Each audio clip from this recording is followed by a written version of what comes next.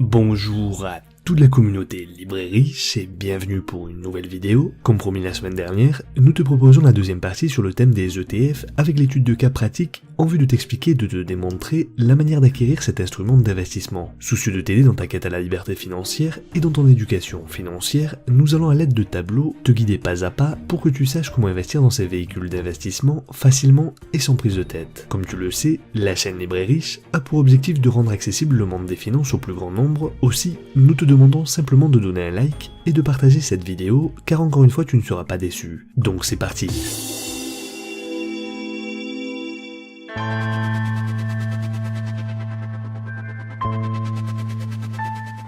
Après avoir visionné la première vidéo, et que désormais les ETF n'ont plus de secret pour toi, tu as sans doute le souhait d'en faire l'acquisition. Toutefois, et afin de réussir au mieux cet achat, il est fondamental de connaître quelques informations élémentaires et surtout la manière de les récupérer au travers de documents fournis, entre autres, dans les sociétés commercialisant les ETF, telles que notamment iShares de BlackRock, Vanguard Group, Lyxor de la Société Générale ou encore Amundi pour les plus connus. Nous allons ici prendre deux exemples, l'un sur une réplication physique et l'autre sur une réplication synthétique tirée de documents de Lyxor, qui est une société française, une des plus grandes d'Europe et que nous avons jugé très didactique. Les documents des autres sociétés étant quasi similaires, tu ne devrais pas avoir de mal à les interpréter et chercher les informations. Si toutefois tu désires plus amples informations, nous te proposons de faire d'autres vidéos sur les ETF. Étant donné l'étendue à divulguer sur ce thème, nous pourrions t'expliquer comment lire les autres documents, donc n'hésite pas à nous le faire savoir dans les commentaires. Pour commencer, pour savoir lire un ETF, et en règle générale, il faut le décomposer d'une certaine manière qui est facile à comprendre. Donc voici un exemple. Le Lyxor PEA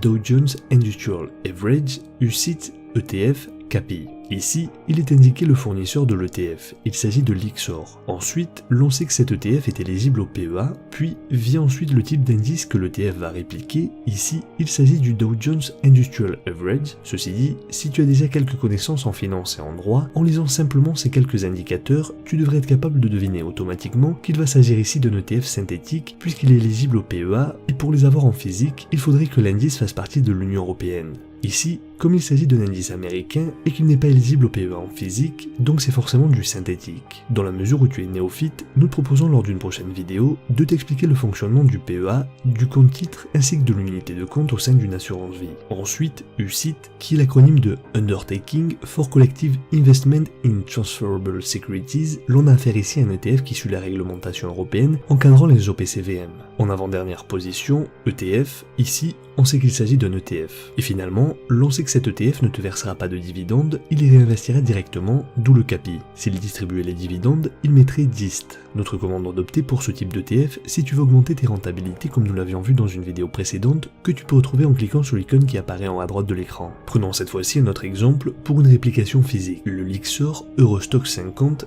DR UCITS ETF DIST. Donc en découpant comme nous venons de le faire, nous avons encore dans un premier temps le nom du fournisseur, ici il s'agit de Lyxor à nouveau. Ensuite, l'indice de référence, il s'agit ici de l'Eurostock 50, puis DR, ici cela signifie réplication directe ou Direct Replication en anglais. UCITS, encore une fois, la réglementation européenne, ETF, et enfin DIST qui est la politique de distribution des dividendes.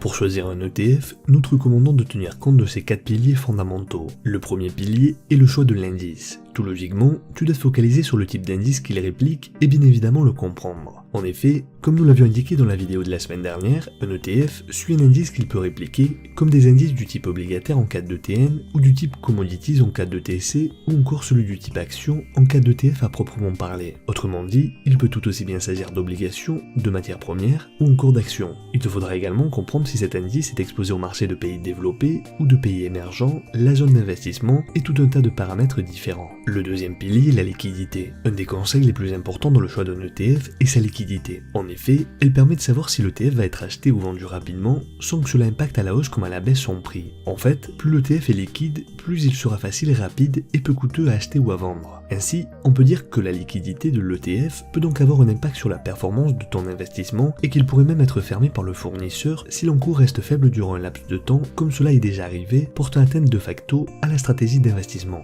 Aussi, pour éviter une telle déconvenue, il faut nous assurer que l'encours est suffisant. Attention toutefois, car le fait que l'indice soit populaire et important n'a pas de répercussion sur la liquidité de l'ETF. Aussi, et pour nous en assurer, nous allons devoir vérifier par nous-mêmes ce paramètre comme nous allons te l'expliquer dans un cas pratique un peu plus loin dans la vidéo. Donc le plus judicieux est de vérifier que l'encours de l'ETF qui t'intéresse soit d'au moins minimum 100 à 150 millions d'euros. Ce n'est évidemment pas un chiffre miracle, mais de cette manière tu es à l'abri puisqu'il est peu probable que le fournisseur prenne la décision de fermer le fonds dû à un encours faible. Le troisième pilier est la qualité de la réplication. Pour la mesurer, nous allons nous focaliser sur deux mesures, une à court terme et une à long terme, en sachant que l'une impactera directement sur la seconde.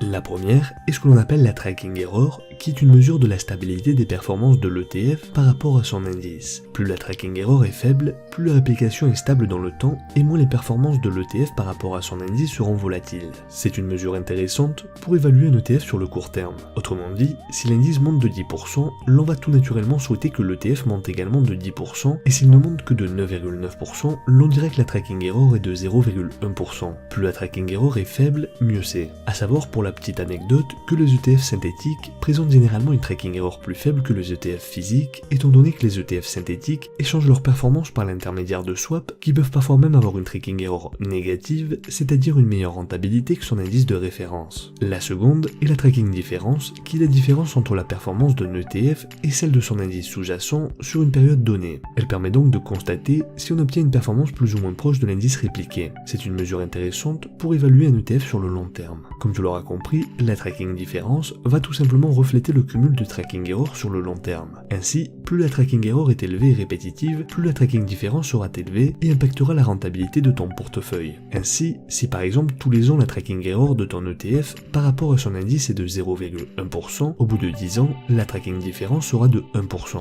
Autrement dit, si la rentabilité cumulée de l'indice est de 50%, celle de ton ETF ne sera que de 49%. Et cela va être extrêmement nocif sur le long terme, car il va bien évidemment s'agir de notre stratégie d'investissement et la seule et unique manière d'atteindre réellement la liberté financière. Une manière de choisir l'ETF le plus performant est de comparer ses tracking errors et les propositions faites par les différents fournisseurs d'ETF. Le quatrième pilier concerne les frais. Ce n'est qu'une fois tous ces paramètres élaborés et vérifiés que tu vas pouvoir enfin examiner les frais que t'occasionne ton ETF. Je dis bien une fois toutes ces procédures établies et non pas avant. Aussi, pour être plus explicite, nous allons aborder le TFE qui signifie total des frais sur encours et qui n'est autre que l'ensemble des frais de l'ETF. Ceux-ci peuvent différer les uns des autres en fonction du fournisseur de l'ETF et ce, même si les ETF répliquent le même indice. Condition supplémentaire qui s'ajoute au précédent pour t'inciter à veiller à bien les comparer. Si tu te souviens bien dans la vidéo précédente, nous t'avions expliqué qu'aucun autre type de fonds n'est plus compétitif que les ETF concernant les bas coûts. Et cela est d'une importance capitale pour une bonne rentabilité sur le long terme. Sache que généralement, les frais d'un ETF sont en moyenne en dessous de 0,3% par an. Pour récapituler, tu sais ce que sont les ETF, tu connais leurs avantages et leurs inconvénients, tu sais comment les déchiffrer et sur quels éléments tu dois te focaliser en vue de faire les bons choix. Les ETF n'ont donc plus de secret pour toi. À présent, nous allons t'expliquer pas à pas et te dévoiler où et comment récupérer ces précieuses informations.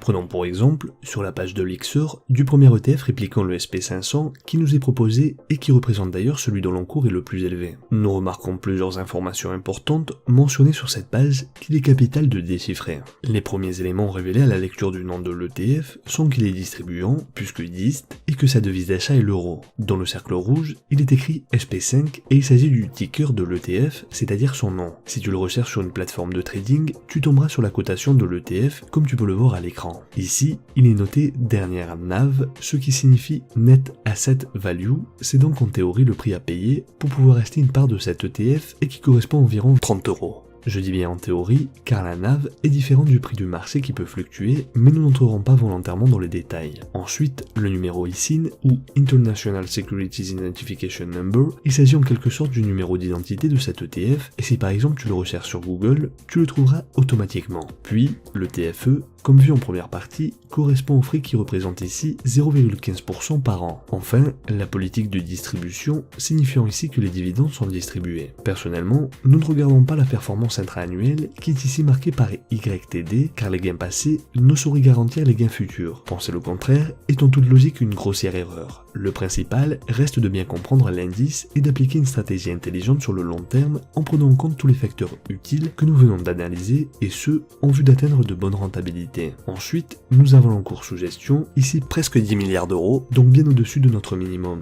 En descendant un petit peu, nous sont fournis les caractéristiques du fonds avec plusieurs informations qui nous résument plus ou moins ce que l'on vient de voir, avec en plus le fait qu'il s'agit ici d'un ETF à réplication synthétique dont le contrat swap est passé avec la société mère de l'Ixor qui est la Société Générale. Bien, désormais, nous allons analyser la performance de cet ETF en regardant donc sa tracking error ainsi que sa tracking différence. L'on va pouvoir comparer les tracking errors sur 1 mois, 3 mois, jusqu'à 1 an. Ici, la tracking error est négative, donc il n'y a pas d'erreur, c'est-à-dire que l'ETF a fait mieux que l'indice de référence. En effet, sur l'année, l'indice SP500 a fait 31,86% de rentabilité et l'ETF 32,5%, ce qui n'est pas étonnant puisqu'il s'agit d'une réplication synthétique. Par contre, ça n'est pratiquement jamais arrivé sur une réplication physique. Enfin, l'on va avoir accès à la tracking error par glissement annuel pour finir par le rapport annuel 2016, 2017 puis 2018. Ensuite, en analysant la tracking différence sur la rentabilité cumulée, l'on peut en déduire que, encore une fois, elle est négative. L'ETF a donc battu son indice puisque le SP500 a une rentabilité de 272,57%, tandis que celle de l'ETF est de 283,23%. On va avoir accès également aux informations sur l'indice, ici rien d'extraordinaire puisqu'il s'agit des 500 entreprises composant l'indice. Ensuite, nous te conseillons vivement d'examiner les actifs du fonds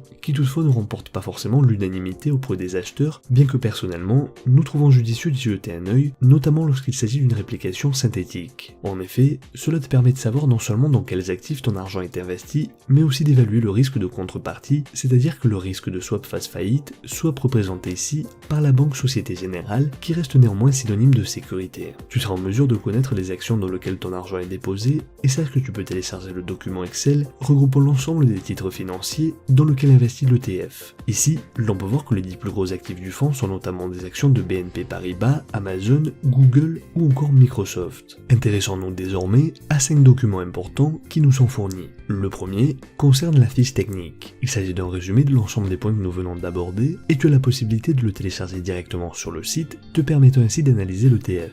Ensuite, le deuxième document concerne le prospectus. À notre humble avis, ce document n'est pas indispensable, mis à part le détail des politiques du fonds, il n'a pas grand intérêt. Pour exemple, l'Ixor y propose 1000 pages incluant tous ses ETF au lieu de les trier, donc pas du tout pratique puisqu'il nous faut rechercher directement notre ETF, bien souvent au prix d'un réel effort. Le troisième document est le d'ici, qui reste le document essentiel, pour ne pas dire le seul que tu devrais lire absolument si tu n'avais pas le temps. En seulement 2 pages, il va notamment t'expliquer les objectifs du fonds et d'autres informations que nous venons de voir, et tu vas avoir accès au profil de risque noté entre 1 et 7, soit dans l'ordre croissant du risque, du moins au plus risqué. Le quatrième document concerne les frais. Attention toutefois à ne pas tout mélanger. Il faut bien distinguer les deux parties, celle du marché primaire, qui ne nous concerne pas puisque nous n'opérons que sur la deuxième partie, à savoir le marché secondaire. Donc seul ce dernier nous intéresse, relatif aux frais courants à l'année, qui représente ici 0,15%. L'on voit également qu'aucune commission de performance nous est prélevée, et enfin, on peut retrouver sur le graphique un petit résumé sur la tracking error. Pour terminer, le cinquième document concerne le ESG. Ici, il s'agit de l'investissement socialement responsable et l'on parle de critères ESG pour environnement, sociaux et gouvernance. Ce document va être intéressant pour tous ceux qui s'inquiètent des critères d'analyse permettant d'évaluer la prise en compte du développement durable et des enjeux de long terme dans la stratégie des entreprises. Ces critères peuvent par exemple avoir trait aux émissions de CO2, la consommation d'électricité, le recyclage des déchets ou encore la qualité du dialogue social, l'emploi des personnes handicapées, la formation des salariés et enfin la transparence de la rémunération des dirigeants, la lutte contre la corruption, la féminisation des conseils d'administration, etc. etc. Voilà. C'est tout pour aujourd'hui, j'espère que cette vidéo t'a plu. Fais-nous savoir dans les commentaires si tu souhaites rajouter quelque chose. Comme tu le sais, nous lisons tous les commentaires et nous nous ferons un plaisir d'y répondre. Je te donne rendez-vous dimanche prochain, n'hésite pas à donner un like et t'abonner à la chaîne si tu es nouveau, et surtout, très important, active la cloche pour être le premier informé lorsqu'une nouvelle vidéo est publiée. Rappelle-toi que l'on reste en contact sur Facebook et Instagram, je te dis à la semaine prochaine, et rappelle-toi que la différence entre ce que tu es et ce que tu veux être réside dans ce que tu fais. Deviens libre et riche.